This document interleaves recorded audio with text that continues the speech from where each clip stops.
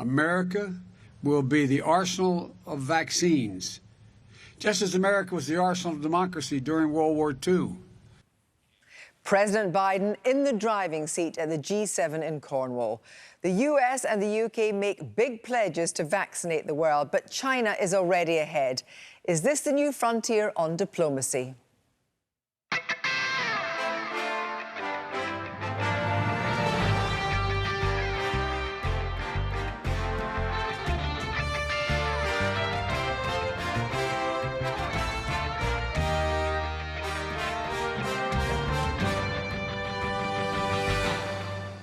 So how realistic is the G7's plan to inoculate the world by the end of next year? And here in Wales, the government has been urged by the WHO to send vaccines earmarked for children to low-income countries. I'll be speaking to the First Minister of Wales, Mark Drakeford. Also tonight, we report on new revelations in the story of deaths of young recruits at deep-cut army barracks.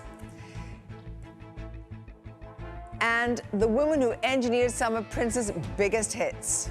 Oh, there's so much I would do differently. There's so much. I was not an experienced engineer. Good evening from Central Square, the BBC's home in Cardiff. Is this the moment when the G7 finds a new sense of purpose, a new focus to cement the sometimes fractious relationships within? The Prime Minister wrote today that the world needs this meeting to devise a plan to vaccinate the globe. So while President Biden is less than happy with Boris Johnson over the Northern Ireland border issue and President Macron is at odds with him over fishing rights, can they coalesce around the promise to deliver 1 billion doses of vaccine to the world by December next year? Well, following their first face-to-face meeting, both the UK Prime Minister and the US President have formally announced their pledges tonight. The UK to distribute 100 million doses and the US 500 million. But right now, it's China who is leading the field in dispersing vaccines to low-income countries. So is the race for the upper hand in the global vaccine rollout about to become a new diplomatic rivalry with China? Here's Aleem Makboul.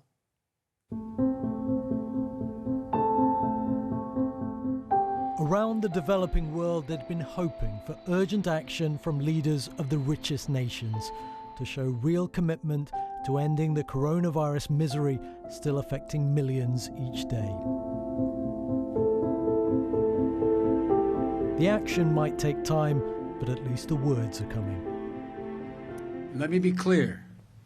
Just as with the 80 million doses we previously announced, the United States is providing these 500,000 doses with no strings attached. Let me say it again, with no strings attached. Our vaccine donations don't include pressure for favors or potential concessions. We're doing this to save lives, to end this pandemic. That's it, period. It was a slip of the tongue. Joe Biden's actually pledging 500 million doses, not 500,000. And the British government's just officially announced it'll donate at least 100 million doses within the next year, starting in the coming weeks. Until now, the UK's argued that it's already contributed a great deal just by funding the AstraZeneca vaccine and making it available at cost price. But developing nations need supplies. So which countries are already exporting vaccine doses? By the end of last month, Russia had exported nearly 40% of the vaccine it produced, but doesn't have the capacity to make much. Indian exports ground to a halt as the country saw a huge surge in cases and prioritised domestic use. The EU exported 28% of the vaccine it made, but a lot of it was to the UK and US. America itself had only exported around 1% of the vaccine it made. But China's exported more doses than the rest of the world combined, more than 40% of what it produced. And even though only a small amount has been donated, the vast majority has been bought from China, at least it was made available. Do you still see that a diplomatic advantage has been made by China through recent months? Oh, absolutely, actually, especially for countries, where you don't have access to vaccines from Western countries, right? So the availability becomes a number one concern. But still, right, the leaders, right, went to the airport to receive the Chinese vaccines and all, taking the first shot in the public, right? So, that it indeed enabled China to reap significant soft power benefits. De mucha emoción.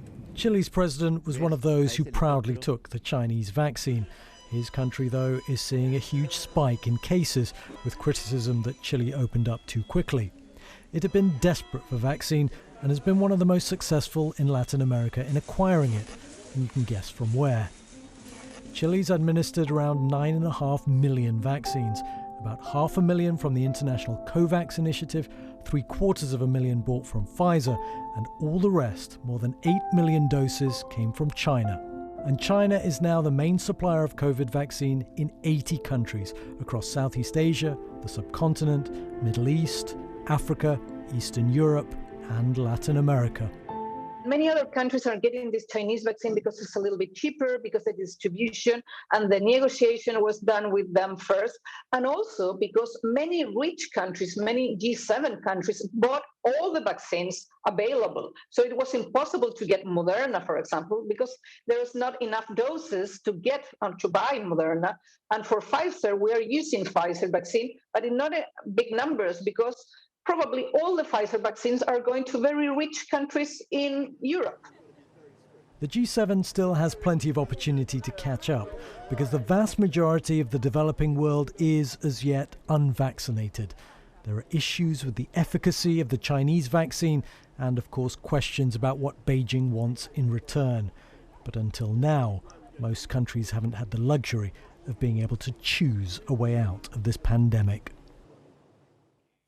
Aleem Makboul. Well, joining me now to discuss this is the co-chair of the African Union's Vaccine Delivery Alliance, Dr. Ayawade Alikija, and the former Conservative Secretary of State for International Development, Rory Stewart. Good evening to both of you. Dr. Alikija, first of all, the G7 tonight is headed for, initially from these two countries, $1 billion. So far, 100 million from the UK, 500 million from the US. How much of the problem will this solve, though? Not enough, Kirsty, not enough.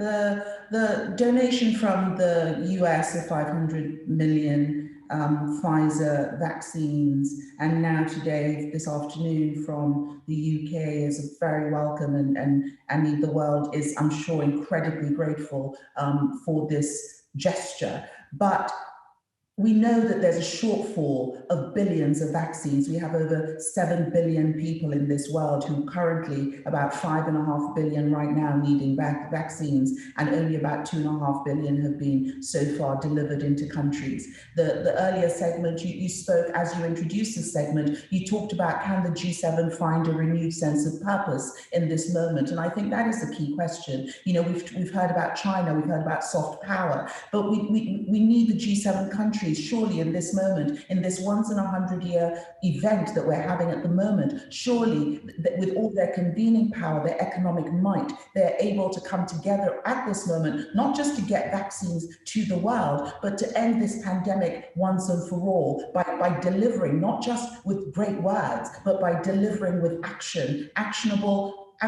promises, but also putting the necessary pressure, not just on the G7 nations, but on the other countries of the world, to ensure that we share doses, we ensure that we do technology transfers and waive IP waivers, and ensure that people in different hubs and different regional nodes of the world, including Africa, which is where I'm from, are able to manufacture their own vaccines. And we'll come on to talk about all those different issues within the delivery of vaccines, for example, IP and so forth, in a minute. But first of all, Rory Stewart, Dr. Alikija talked about it being a gesture. We're talking about needing 5 or 6 billion doses, according to Professor Peter Hotter, who is in the College of Medicine at Baylor in the US. And in fact, that was echoed just now by Dr. Alikija. Is 1 billion doses simply a drop in the ocean? Well, the number of doses that we're talking about, if you say, depending on what you're doing, but if you're talking about Pfizer and you're looking at people getting 2 doses, then Dr. Tedros, who's the head of the WHO, is estimating that you'd need someone in the region of 10 to 11 billion doses if you wanted to get to 70% vaccination.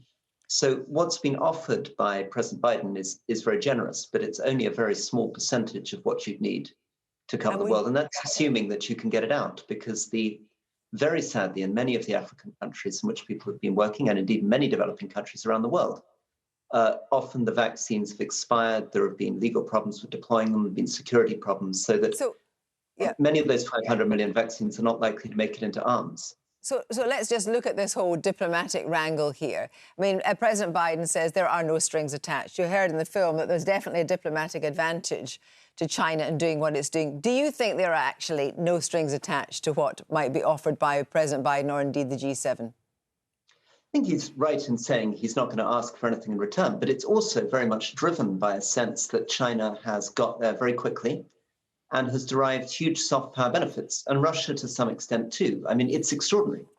Places like Cambodia, 90% of the vaccines delivered have come from China, and that's allowed vaccines in Cambodia to get much ahead of countries like Thailand. So we're late to the game. So whatever the United States and Britain is doing, it's a good thing to do, really good thing to do, but we shouldn't pretend that coming in at this stage, we're going to be able to win the sort of friends that China did by moving much, much more quickly. I mean, just to look at the simple numbers, 500 million doses is generous, but the US has probably used 300 million doses already, and the UK has about 400 million doses on order. So that's the world compared to our own countries. So tell me, Dr. Alakija, what are the stumbling blocks? Is it manufacturing? Is it patents? Is it logistics? Is it lack of money? In the COVID delivery, that you're in, I mean, presumably you can pay something towards them. I think that's the idea, isn't it? You're not just wanting these to be free. But where are the stumbling blocks?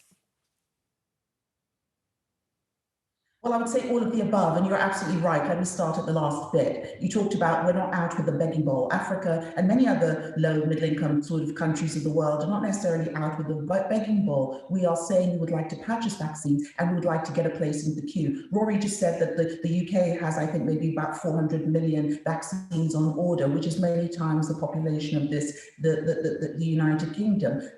Canada has 10 times the number of vaccines that they need for their entire population on order. So countries who want to purchase vaccines, such as ourselves in Africa, we're way behind in the queue and the doses are not being delivered. That is one point. The logistics issue, I take sort of slight issue with what Rory said about vaccines expiring in Africa, and etc., because that I think detracts from the problem. There are vaccines expiring, I'm told, in Ohio today and in various parts of the United States, because these vaccines have a very short shelf life. So the logistics is not the problem. There is no vaccine equity no vaccine confidence without vaccine equity. The issue is the manufacturing has been it's been a genius of ingenuity and science, and a miracle of science that we've gotten them so quickly. But we are in a race between virus, variants, and vaccine, and we need to get vaccine, as Rory said, into people's arms as quickly as possible. People are hoarding vaccine. Yeah, in some of the richer countries. But can I just ask you, Rory Stewart, on a particular question? Because we imagine the G7 as acting in concert, but we know that there are issues within the G7 about patent waivers and so forth. We know that there's a real division between the UK and Germany on one side, likely, and the US and France on the other. So it's not as if this is the G7 speaking with one voice yet. No, you're absolutely right. There are big divisions within the G7. And I think the other thing to understand is this is not just logistics. Quite right to pull me up on the question of expiry dates. That's not the major problem here. The major issue is that this isn't just about producing vaccines. It's also about reassuring people. It's about delivering them. And in some cases, working in very different contexts. I mean, as the WHO found, and as the whole world found, for example, working on Ebola in DRC, these are often not simply medical issues. They can be issues that will ultimately be connected with politics, with conflict. It's going to be very, very difficult to get these doses out, even within 2 years. And it's going to require unbelievable money, focus, and seriousness from all international actors working behind the WHO. And briefly, Dr. Alakija, is there a danger that COVID-19 becomes endemic in poorer countries? Well, this is the greatest, the fear. The fear is that, you know, the richer countries of the world will be over this pandemic and then it will become the pandemic of the poor. And we cannot allow this to happen. I don't actually think, in many ways, the way we're seeing these variants emerge, you know, the recent Delta variant that was first identified in India is threatening the opening in the United Kingdom, the sort of opening for the summer on June the 21st, because clearly we're not over this yet. So I would say that yes, there is a problem, not becoming endemic. I think it's more sinister than that, Kirsty. I think it's likely that it will literally go around the world, work its way around the world, and the virus will get stronger and stronger. And will literally become, you know, the counterfactual in what happens if we don't donate vaccines. And we're seeing that today in India. We're beginning to see it in Africa, where we're seeing multiple increase. So really, the G7 who are meeting today, we need them to call a special session of the United Nations General Assembly to put an end to this pandemic once and for all, and to begin to look at preventing future threats such as what we're looking at today. This is not a simple issue, and it requires all of their power to come into play. Thank you both very much for joining us tonight. Thank you. Well, the issue of donating vaccines to lower-income countries is a very live one here in Wales, where there is a world-beating vaccine rollout. The WHO has urged Wales to delay vaccinating children and instead donate these supplies. The First Minister, Mark Drakeford, has said it's very likely the Welsh Government would want to roll out JAGs for children later this year if licences were granted. And today, the Health Secretary, Matt Hancock, in front of the Health Select Committee, was asked why England would not follow Wales in getting vaccines into people's arms as soon as the supply was there, to which he replied that England's buffer of supply to ensure second doses helped the whole of the UK. Well, that brought a sharp rebuke and a response from the Welsh Government, denying the country is reliant on an English buffer and saying Wales has its own and we're simply more efficient at using it. Well, I'm joined now by Wales's First Minister, Mark Drakeford. Good evening. Thank you very much for joining us. What is your general response to the idea that rather than vaccinating teenagers, send those doses, as the WHO has urged, to low-income countries? Why not do that? Well, specifically, we've made no decision to vaccinate children in Wales, and we don't have any supply that we're holding to do so. But in general, the point is an important one, isn't it? That none of us are safe in this country until populations across the world are safe from this vaccine. So I'm very pleased to hear what the Prime Minister has announced of the UK's contribution to that, but it's enlightened self-interest we're talking about. It is in our interest to make sure that other populations don't go unvaccinated, because that's where new variants arise and in turn become a threat to us here. Matt Hancock seemed to suggest that it was a general buffer that was helping you out, rather than you actually doing something special here to make sure so many people are vaccinated. Well, it's simply factually untrue. We draw nothing out of an English buffer. We manage our own stocks, and the fact that we have some of the best vaccination rates in the world is just because of the way in which the programme in Wales has been organised and delivered. But if the programme is delivering so well, then you're breaking that link between infection and hospitalisation. At the moment, Boris Johnson's date for coming out of lockdown is the 21st of June. Scotland's is the 28th of June. Why are you so opposed to giving a date which would actually give so much to industry, to commerce, to cafes, to pubs all over Wales? Why won't you do it? Are you being just stubborn? Well, we give dates every 3 weeks. So we've been on a 3-week decision-making cycle for more than a year now, and people in Wales are very used to that. And the position, when I think it's too optimistic to say that vaccination has broken the link between falling ill and hospitalisation with the new Delta variant. We really don't know that sufficiently to be confident that the vaccination is going to defend us in exactly that way. But I simply saying that actually the reality is that you'll wait till Wales is COVID-free before you free up the country completely. Surely that's not going to happen.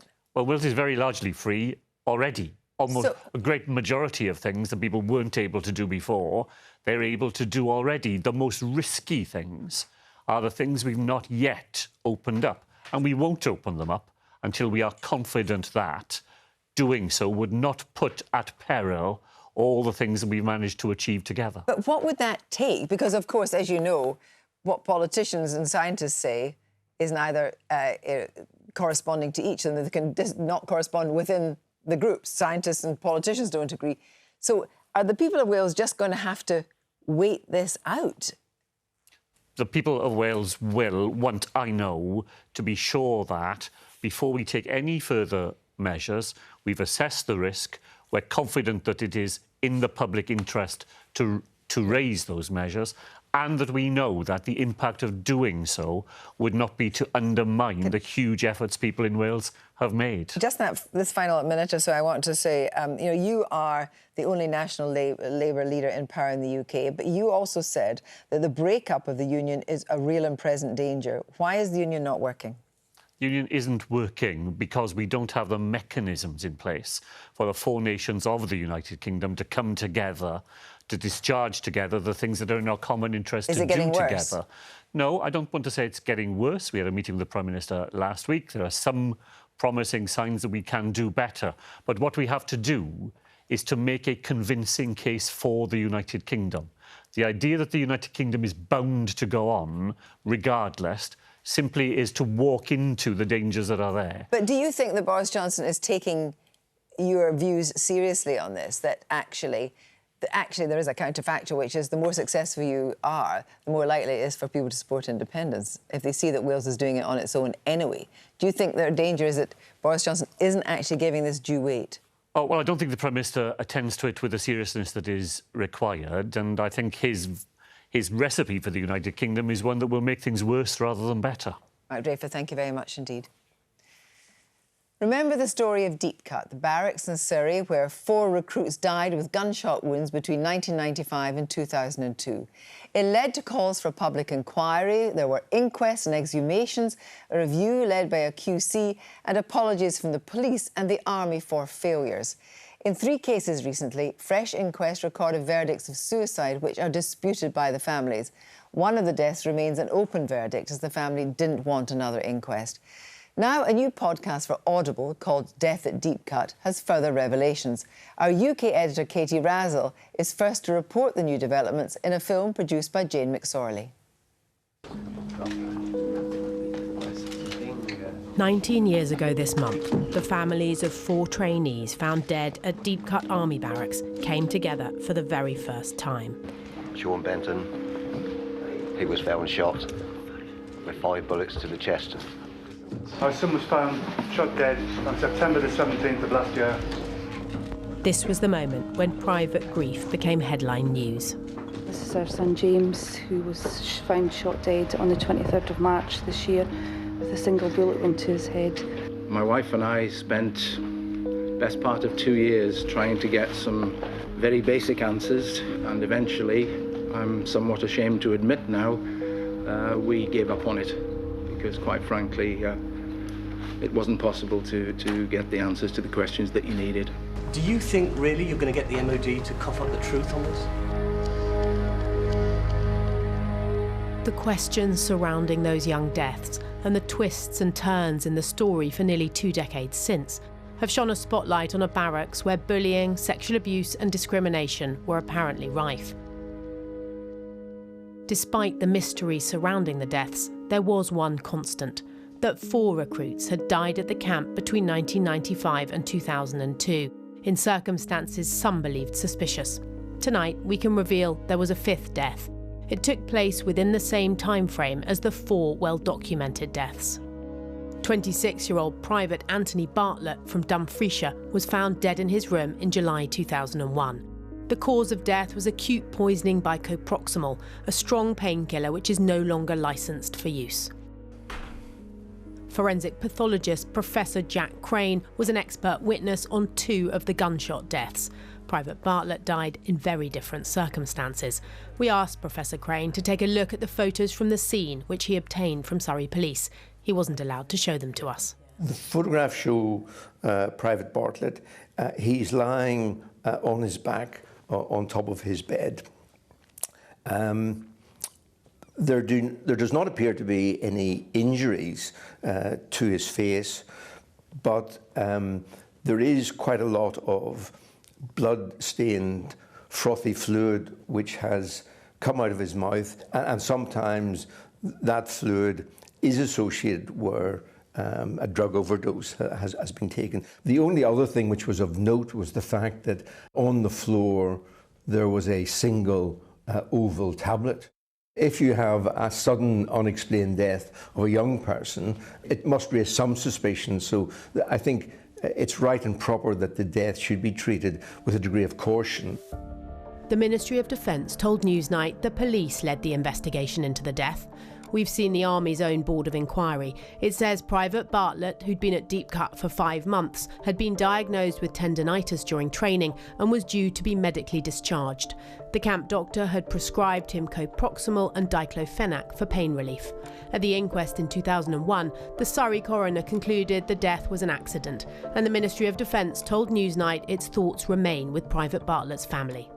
Do you find anything about the scene suspicious? I found that quite unusual that there wasn't evidence of the tablet container if it's assumed, for example, that he took all the tablets apart from the one that was found on the floor. And of course, it also raises the possibility, could someone have, if you like, done something with them, removed them from the scene? And that's always something that has to be borne in mind. It just seems unusual to me that we don't have any trace at all of either the tablets or the tablet container. And I think that question is one that has not been satisfactorily answered. We've seen 2 Army documents that record the facts of Private Bartlett's death. The Board of Inquiry says his lifeless body was found at approximately midnight. The daily activity log says soldier not found breathing / no pulse more than 3 hours later at 03:40 a.m. What we know for certain is that Anthony Bartlett was found dead at Deep Cut just 2 months before Private Jeff Gray, one of the recruits whose deaths did make the news. There may be nothing suspicious about Private Bartlett's death, but the fact it happened was not disclosed to the senior police officer looking into 2 of the Deep Cut deaths, even though Surrey Police had investigated it at the time. Retired Detective Chief Inspector Colin Sutton was the senior investigating officer tasked by Surrey Police in 2002 with the cases of Jeff Gray and another dead private, James Collinson. He only heard of Anthony Bartlett's death a few months ago. I was completely amazed and taken aback when we found out about Anthony Bartlett's death. I mean, it was kept hidden from me, effectively. Nobody told me about it. If you're the senior investigating officer looking at the deaths of 2 soldiers at Deep Cut, and there's another death of a soldier that you're not told about, it's just staggering to me. I just don't understand how that information can be kept from an investigation team that's looking at deaths at that barracks. We asked Surrey Police to comment on why DCI Sutton wasn't told about the death. They didn't choose to do so. Newsnight's also been in touch with the family of Private Bartlett. They didn't want to take part in this report, but they told us even though he died in very different circumstances to the other recruits, they believe his death should have been considered with the other 4 Deep Cut deaths. 17-year-old Private James Collinson was the last recruit to die at the barracks in March 2002. Until now, his mother Yvonne had never known that 8 months before her son died, there was another death at Deep Cut. I can't believe that after all these years of battling and publicity and the police involvement and the army involvement that nobody has bothered to let us know about this, and it makes me wonder why. And why do you think it's only coming out now? Well, the mere fact that they haven't told us makes me think that they were hiding something. They wanted to cover something up. All these years of experience with the army, they don't offer any truths, and in fact try and hide things from you that they think might cause them a bit of trouble. The Ministry of Defence says it strongly rejects any suggestion it sought to hide the death of Private Bartlett. Does that bring it all back up again when you find out that there was another death that you didn't know about? It does, yeah, and I also feel for the family of this young man, because I suspect he didn't get very much support from the army, because I know we certainly didn't, because only we understand how it feels, It's my condolences to them. Yvonne's son James had only been at Deep Cut for 6 weeks. On the night he died, he was on guard duty with 2 other recruits. Minutes after leaving them to do a roaming patrol, a shot rang out. He was found with a gunshot wound to his head. The inquest into his death recorded an open verdict. His mum continues to be haunted by a conversation she had with James just a few days before he died. He'd called me in the middle of the week and he said that the army had arranged a trip to Spain and could he borrow some money? He wanted to borrow £100.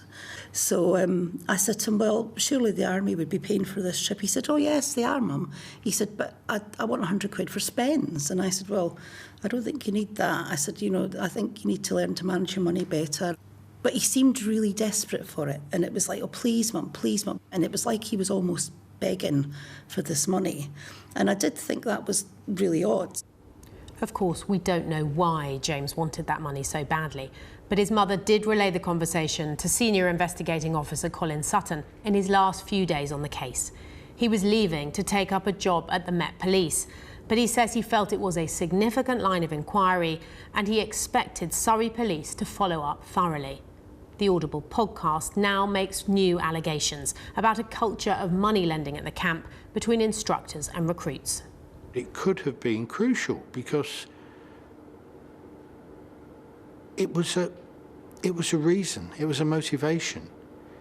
The ramifications of being late on your payments or owing those NCOs were huge because you had men there who were able to inflict pain on the recruits.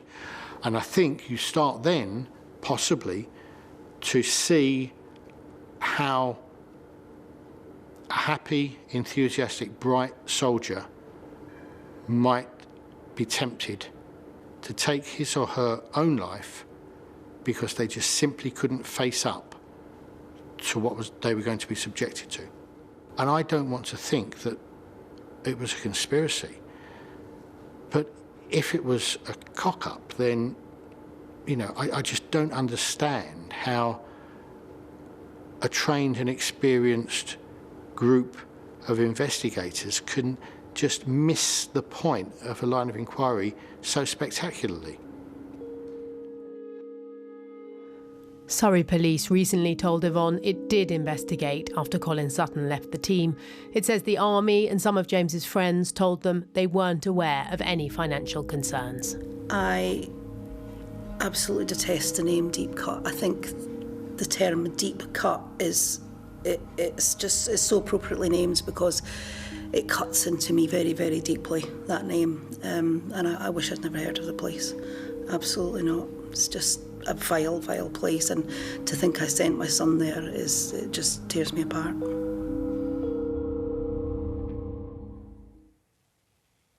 That report by Katie Razzle.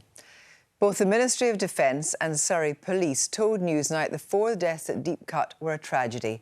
The MOD added the armed forces take responsibility for the welfare of service personnel very seriously and that it accepted the majority of the recommendations made in the independent review into Deep Cut. Surrey Police didn't comment on Private Bartlett's death.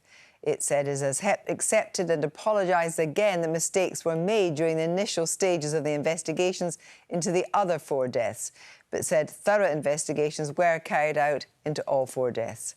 It says it was a matter of deep regret that these errors added to the suffering of the families. The force added the investigation into the 4 deaths remained closed, but said any new information in future would be examined. Now, she's the woman who engineered the sound of Prince's most iconic music at the creative peak of his career, including the albums Purple Rain, Parade and Sign of the Times. And she went on to work with a host of brilliant artists, from David Byrne to Tricky. Now, Susan Rogers is to become the first woman to receive the Music Producers Guild Award for Outstanding Contribution to UK Music. I spoke to her earlier and began by asking her what it was like working with Prince.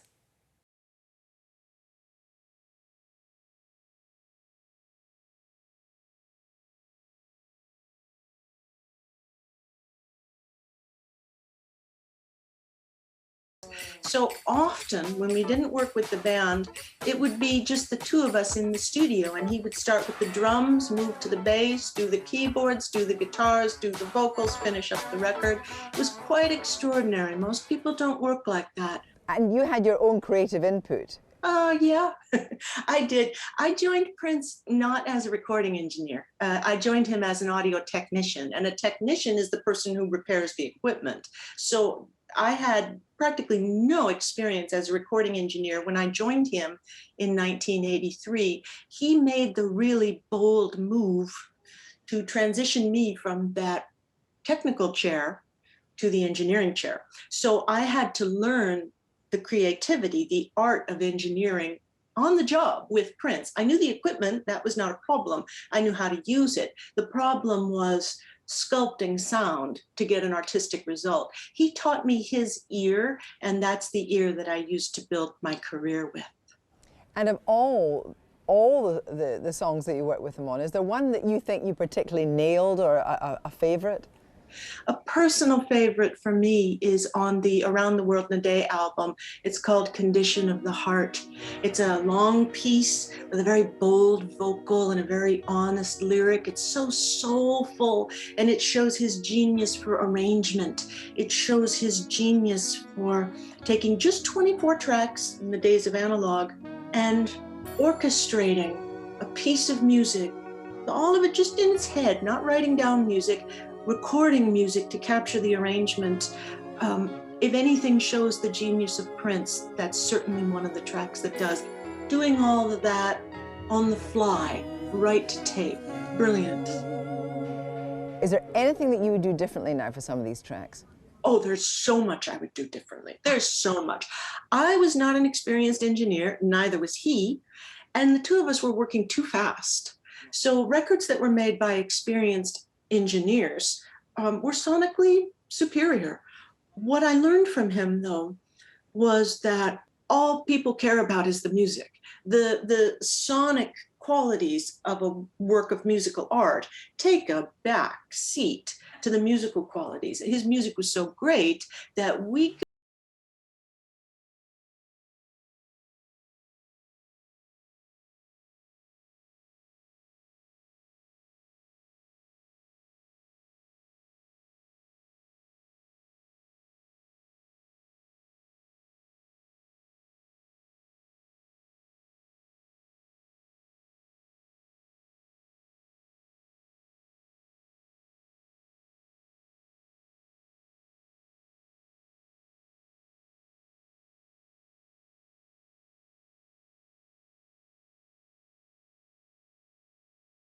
When they pass away, some of their material comes out that's either been disregarded or it's a version that they weren't happy with, stuff that gets out that's unofficial. How do you think Prince feels about material getting into the public domain that he wasn't necessarily happy with? I had to think about that really carefully after he passed away, and I had to decide what was best. And I recognized that he got to make those decisions when he was alive, because when he was alive, those decisions had an impact. The decisions of what to release had an impact on his career. But after he has passed, or any artist has passed, their career no longer matters so much as their legacy and their reputation. That's what matters now.